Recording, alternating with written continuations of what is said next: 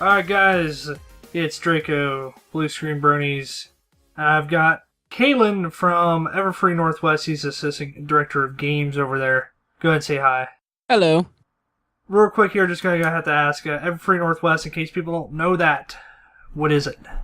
Everfree Northwest is a My Little Pony convention that is annually held in Washington. I believe this year we're doing it at the SeaTac Hilton. We may have done that last year as well. But it's just a convention where you can come and celebrate and love My Little Pony through various events and activities that we'll have planned there, yes. The SeaTac Hotel that's it's in Seattle, of course. Okay, now, this convention, it obviously had a popular and very productive convention last year. Very much so, yes. What's different that you can elaborate on this year? Well, this year, there's going to be a lot of different events going on. I haven't really been shown like the event sheet yet. I've kind of just been tending to the gaming section.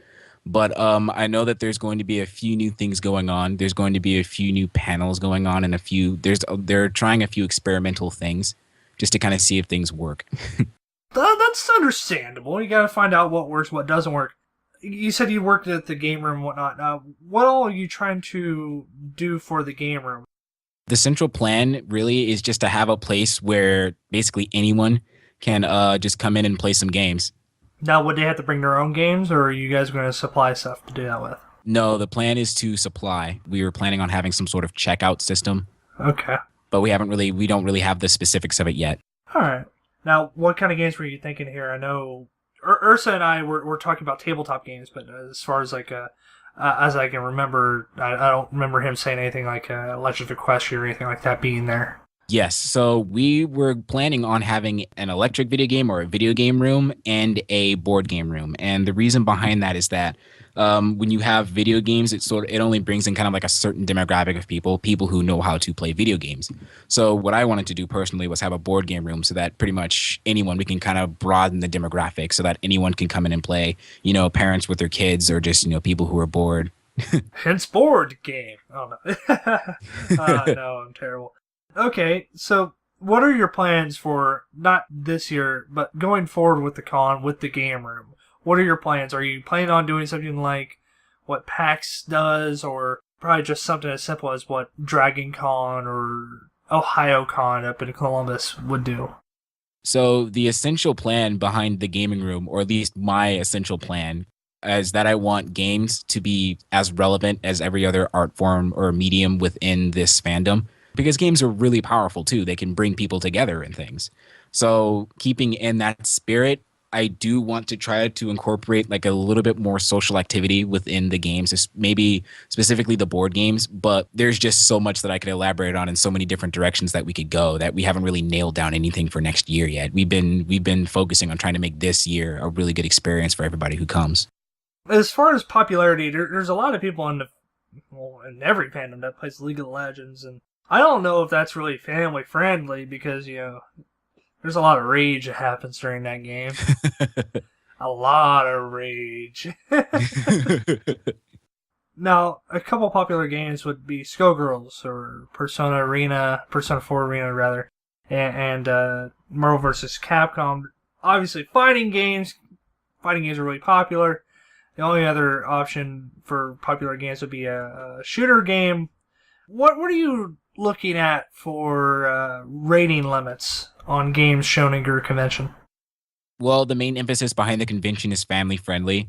So ideally, it would be an E for everyone game. I don't know, like maybe Super Smash Brothers or something. But it's something that Ursa and I are going to have to discuss a little bit more in depth to see what we can and can't, show. Because the idea is that, parents don't want their kids playing violent games, and we respect that. But parents keep buying their kids violent video games. Yeah. Yeah. It's a whole other topic by itself. Nah, it's understandable. I always thought like Smash Brothers was a pretty violent game as well. Even though you don't see any blood or whatnot, there's a lot of hitting, explosions, burning. Yeah. Just torture going on there. I mean, Pikachu, for instance, electroshock therapy for everybody. Okay. Smash Brothers, I don't know if it's still popular or not, but it used to be pretty popular. Would that be one game you would see bring in a lot of people if you were holding tournaments or anything like that? Let's see. If I could think about it off the top of my head, I would have to say Marvel versus Capcom 3. I've heard a lot of recent stuff on like different tournaments that are going on. Yeah, there's a lot of tournaments for that game. What would your plan be to bring in the most amount of people to the game room? What would your, I guess, golden goose be to bring people to your con to play in the game room? Let's see. I think I have clearance to talk about it from the CEO, but I'm also part of this other group called the Gaming Cults. So the Gaming Cults plan this year to put on some sort of game jam thing. And what a game jam is an event where developers can just get together and make games. And one of the plans for, the games that are developed by the game jammers is to showcase those and have those available to play at the convention. So that's kind of the golden goose right now, I would assume. Other than that, I know that there are plans for some kind of thing going on. Like, I don't know if I have clearance to talk about it, but I know that the game jam is the only thing I have clearance to talk about. Ah, okay. Secrets, secrets everywhere. Yeah, I don't want to ruin PR's hard work. Yeah, no, you definitely don't be stepping on any toes there. When it comes to that, what are your plans for setup wise for that? Because that would obviously take up a few computers just to have those games available to play. That's something we haven't really like discussed yet. We're supposed to be discussing that a little bit more in depth this weekend, or at least I plan on talking to Ursa about it this weekend to kind of figure out what are we going to do. I mean, there's not too many things you can do gaming wise for a convention unless you get like a lot of different genres and a lot of different games coming. I mean, like Gen Con in Indianapolis is a big one. E3 is an even bigger one that lasts for an entire week, though. It's entirely gaming focused, but then they got the big companies there too. What's your plan since really Nintendo is right next door? Well, the focus, or at least I would think the focus of the gaming room is not to make it overshadow what everyone else is doing, but to just kind of make it on a same or an equal level. I guess the ideal scenario that I would think of is say that you have someone at the convention who is, I don't know, they meet somebody, they meet a new friend and they really want to bond with that new friend. And I'm thinking, what better way to do it than play some board games, maybe some D&D or something. Ah, or some role playing as magic, as it were. Exactly.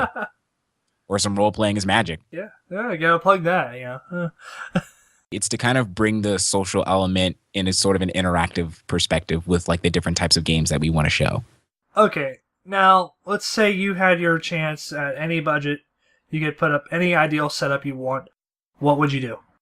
Okay. Well, with the game jam thing, I would have computers too. Ideally, I would want to have like set up within the game room from a certain time to a certain time to say, look, there was a game jam that happened at this point in time. And look what all of these brilliant developers made. Look what all these brilliant teams made, right? And I would have people come and sample their games. And I don't think there would exactly be like a contest, though I don't know the specifics of that. But my idea is to have people just kind of show those games. And other than that particular event, I would have the room set up in a way that the video game room would have consoles and computers in kind of like little neat rows in a giant server for people to play on. For the PC gamers and like different games on the consoles for everybody to play. And for the board game room, I would have this large assortment of board games for people to play where people could just come and check them out. And we would have staff on hand just to kind of help everybody and maybe even play some games with people who don't know how to play a particular game. That would be kind of my dream setup. Huh, that sounds like a pretty good setup. I mean, most gaming rooms will have consoles in a certain area, PCs in a certain area. They'll run tournaments, or I guess you say sport tournaments where there's no real prize, it's just a winner and a loser. Then there's also if you're talking about Origins, which is another big, I guess you could say, tabletop convention. Yeah. Which is in Columbus, Ohio. It is a lot of like D&D miniatures and stuff like that. You can see Warhammer 40K being played on a lot of tables. It's in a huge space. So my next question would be, how much space are you guys dedicating to the game room? Initially, we thought it was going to be a larger gaming space, like an entire convention room, but it turns out that we're going to have a slightly smaller space than we had expected. So we kind of have to double back on like some of our plans, not all of them. So we kind of have to streamline our stuff to make sure that everything is just the same as we wanted it to be. We wanted to make sure that it still has that fun aspect to it and that kind of hook. But I don't know the exact dimensions of the room. and I don't know if I'm allowed to give the room's location, so I can't. So I won't do that to step on any toes. But I know that it's going to be a long room, and I don't know the exact dimensions. I'm sorry. That's okay. I know that it's a slightly more confined space than what we had originally planned. All right, so what do you want to see happen in this game room? Do you want to see the VAs come and participate in the games? Oh, sure. Like at Caroline Gardens, Kathy Westlock was seen playing Fighting His Magic before. Yeah. Yeah, before that thing happened, that which shall not be named. Yeah. Kathy Westlock was seen playing that. Lee Tokar was interested in Legends of Equestria. Everybody was in line to play Fighting His Magic. Yeah, like, everybody.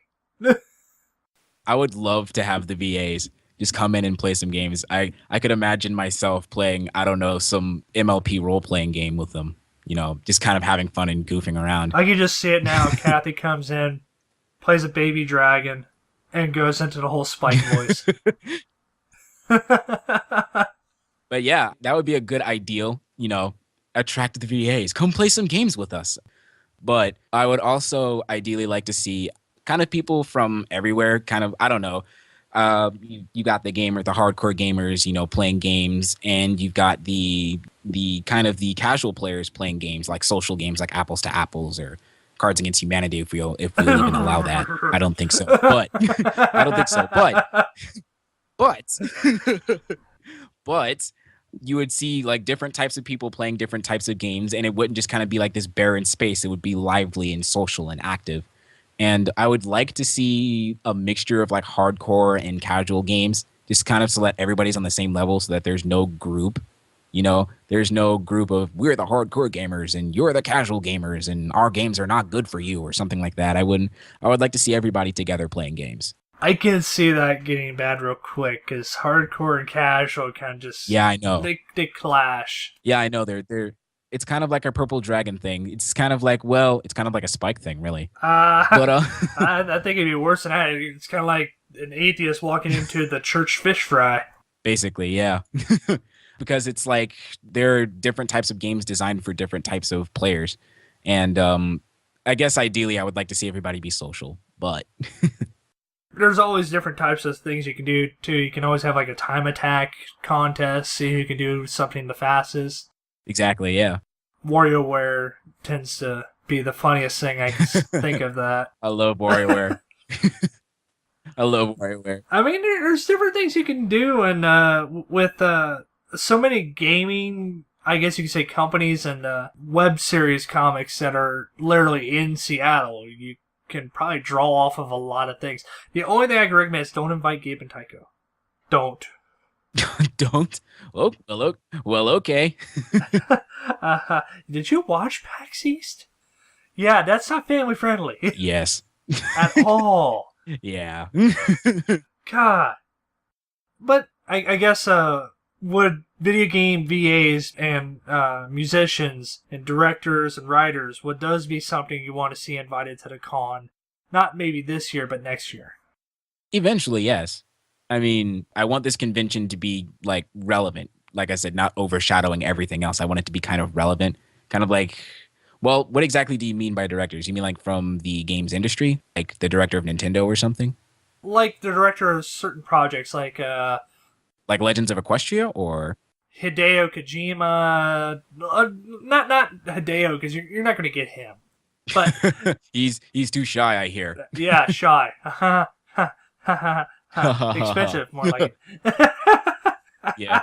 But not necessarily Hideo Kojima, but people in the same job category, I guess you say, is him. Like Gabu from My Little Investigations would be a game director. Or maybe a game director like Cliff Bleszinski from Epic Games.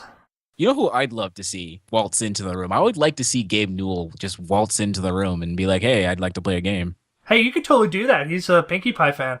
I know. I think some of the gaming cults were like, dude, email Gabe. And I'm like, yeah, I probably shouldn't, because what if he's busy with other things? As not new and busy, it's how much money can you spend? Yeah, it's like, what if he's busy, and what if we don't have the right budget? Yeah, Gabe's going to be expensive. And, of course, the question everybody's going to ask, when's Half-Life 3? Oh yeah. Gabe Newell is at Everfree Northwest, HL3 confirmed or Oh, whatever. that would be horrible. That It would be would. horrible. He would hate us all for that, and then he would make awkward pictures where he can't make a number three. But uh, all right. I mean, it sounds like you're doing a good plan. I guess because we haven't seen an execution phase of this game room yet. Looks like you've got a good plan together. I can't wait to see what you do with this plan and execute it at the convention. Neither can I. I hope everything goes smoothly. This is my first time kind of being in a position like this. I'm used to kind of just doing the runner positions, right? But I volunteered for assistant director since the position was open, and I've kind of been doing a lot to make sure that everything functions correctly. The one thing you're going to do is, if you want a good game room, it's going to be a large startup cost because you got to buy a lot of equipment, Yeah. and you got to buy a lot of equipment to protect that equipment. Like acrylic boxes is what comes to mind. Exactly. Because that's what they do at Gen Con. The best thing to do is get your ducks in a row, find out what you will need, and start buying it this year. Because, really, to be honest with you, technology prices on the stuff that people are wanting to play, which is like the 360, the PlayStation 3, Oh, they're they're skyrocketing. skyrocketing right now because a lot of people are buying them out. So that way, if the Xbox whatever fails, Infinity or whatever, or the PlayStation 4 fails, they've got their system that they want. But refurbs tend to be kind of cheap, and when those get finally announced, I guess you could say, at E3 or whatever, prices are going to drop dramatically. Those consoles are going to be like $75. Oh, yeah. Dramatically. used. Oh, The yeah. problem that you're going to have is the PCs. Yes. PCs, if you want them to run games, if you want them to stream their monitor to a different computer and have like an 8-way POV system where it will focus in on one screen at a time and then go back to the 8 screens so that way everybody sees what everything's going on. It's going to take a little bit of computing power, not only on that, but the computer that's rendering all that. Yeah. I don't even think my computer can handle all that right now. I know mine can't. I spent $2,000 on mine. I think mine's like 1,200. I don't know. Well, let me rephrase that. I spent $2,000 on the parts, and I built it. Oh. So, yeah, it's probably worth about $3,000, but here and there. Okay, so Everfree Northwest, that's going to be the weekend of July 4th. Yes, it'll be July 5th through the 7th. Okay, the weekend of the week of July 4th. And Yes. how much are tickets right now? Let me see. I believe tickets right now are 50. It's 50 for adults and it's free for kids. Well, of course. I mean, you're not going to make those kids pay up their lunch money, are you? No, we'd never. Maybe a little bit. No. Okay, so where do they go to register? So I believe you go to the Everfree Northwest website, which is everfreenw.com. There, you should be able to click the registration button, and there it'll just kind of walk you through the process. All right. Now, you don't have any vendor badges left, if I recall. I don't believe so, no. That's basically exhausted all my questions just about. Oh, wait, I got one question. And this is just because I wasn't there last year, and I heard so many stories about this. The infamous AFK Tavern. The infamous AFK Tavern, yes, what about it? If people don't know what that is, could you please go into depth a little bit about it? And warning, it's not for kids. So I have been to the AFK Tavern several times, and I love the place. What the AFK Tavern is, it's a tavern, but not like the swanky type tavern that you would think. But it's a tavern that is basically game themed. It's basically a place for gamers. I've been in there and they've had, the last time I was in there, they had 3 consoles set up. One had Soul Calibur 5, I think. The other one had, I think it was Call of Duty Black Ops. It was either Black Ops or Modern Warfare 2. I can't tell the difference. Shooting game. It doesn't matter. Yeah, shooting game. Some shooting game. But I know that they also had some PCs in there. The last time I was there was for a Brony meetup, and there we sat down and watched episodes, and the food is actually really good, and the staff is great. They're people that you can interact with and talk to and talk about games, and they really know their stuff. I think the last time I was there, they made a drink for one of my acquaintances there called the Twilight Sparkle. I heard through one of my co-hosts that they had a Pinkie Pie drink Yes. and a Fluttershy margarita or something like that. Yes. I can't remember, but just because the Everfree Northwest was going on, so I believe so. I'm not sure if it was at the time that Every Northwest was going on, but I do remember overhearing about them having different pony themed drinks at the place. I was there when they gave my acquaintance the Twilight Sparkle. He tried it and he was like, "Man, this is really sweet." awesome. Hey, I just had a brilliant idea, and I gotta thank Spike Firemain for showing me this earlier. Some group of people you might want to invite because they seem like bronies. The Guild Wars 2 dev team at ArenaNet. They seem like bronies, just kind of. Just kind of. They have a bow that shoots a rainbow unicorn with a cutie mark of their symbol. Well then. Well then. A short bow. I don't know if that's something we could consider for this year, but I wouldn't mind talking to them about it. I actually do remember talking to someone from ArenaNet recently. I didn't ask them about My Little Pony. I wasn't wearing my pony shirt or anything. It was at a networking event. But that would be interesting to talk to them and see, hey, are you guys bronies? I think that'd be something interesting to get out of the way before we invite them to a giant con. Something interesting to distinguish first. Yeah, because we don't want to like, hey, you guys bronies, and we're on the panel. No, we hate bronies. No. Oh, yeah, okay. Okay. Yeah. Well, then that makes this awkward. I'm glad this is not a brony convention. You with the horse face, get out. Watch it be mic to microphone or something. Oh my goodness, those horse faces. At the place where I work, my boss has one of those. It's a unicorn face. Oh god. And today I wore it. And one of my friends, Cardoso, he's also a brony, and he saw me wearing the horse face and he was just like, nope, and then he left. So much nope action going on. Yeah. All right, Kaylin, that's all the questions I have right now. It's starting to sound like Everfree Northwest is getting a massive overhaul game room wise, and also massive overhaul convention wise, and everybody should attend because Everfree Northwest is amazing. Yeah, I would agree. I mean, from what I've heard about the convention, last year I was kind of on the sidelines reading articles about the convention, and everybody really liked it. They really loved it. And like our goal this year is to try to make things bigger and better and more fun and entertaining. So just kind of to continue the trend, but with different things. Okay, so just to make sure people sign up right now, who are the guests that have been confirmed so far? We have Michelle Krieber, we have Andrew Francis, we have Peter New, and a person who I would love to meet, Tabitha St. Germain. Those are the confirmed guests we have right now. That's only 4, though. You had a lot more last year. Yes. From what I hear, we are going after more, but that's only hearsay. Okay. I think. Hearsay. So it's confirmed. Just kidding. These are the confirmed guests. I don't know who else that they're going after or going to ask, but this is all I know. All right. Well, this is all I know, I swear. Uh-huh. Don't waterboard me. Oh boy, that's going to be awkward. Well, okay. Everfree Northwest, everybody should go. It's going to be amazing. And it's in Seattle, so guess what? Get your fill of crab because the Northwestern's going to be in dock this summer. Yes.